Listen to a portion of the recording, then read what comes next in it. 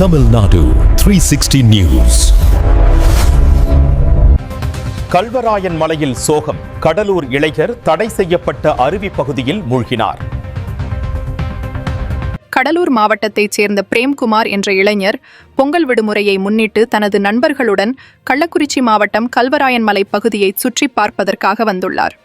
சுற்றுலாவின் ஒரு பகுதியாக மாவட்ட நிர்வாகத்தால் ஆபத்தான பகுதி என அறிவிக்கப்பட்டு சுற்றுலா பயணிகள் செல்ல தடை விதிக்கப்பட்டுள்ள கவியம் நீர்வீழ்ச்சி பகுதிக்கு பிரேம்குமார் தனது நண்பர்களுடன் தடையை மீறி குளிக்கச் சென்றதாக கூறப்படுகிறது.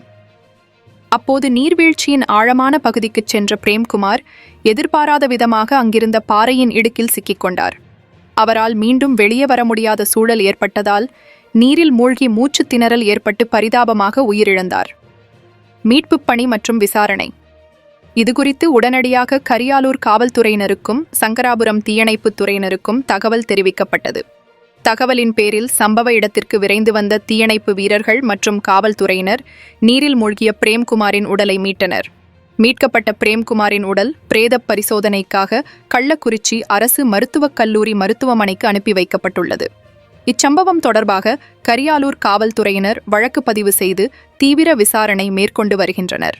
பொங்கல் பண்டிகைக்காக நண்பர்களுடன் மகிழ்ச்சியாக சுற்றுலா வந்த இடத்தில் வாலிபர் ஒருவர் நீரில் மூழ்கி உயிரிழந்த சம்பவம் அப்பகுதியில் பெரும் பரபரப்பையும் சோகத்தையும் ஏற்படுத்தியுள்ளது. மகனை இழந்த குடும்பத்திற்கு தீராத சோகம்.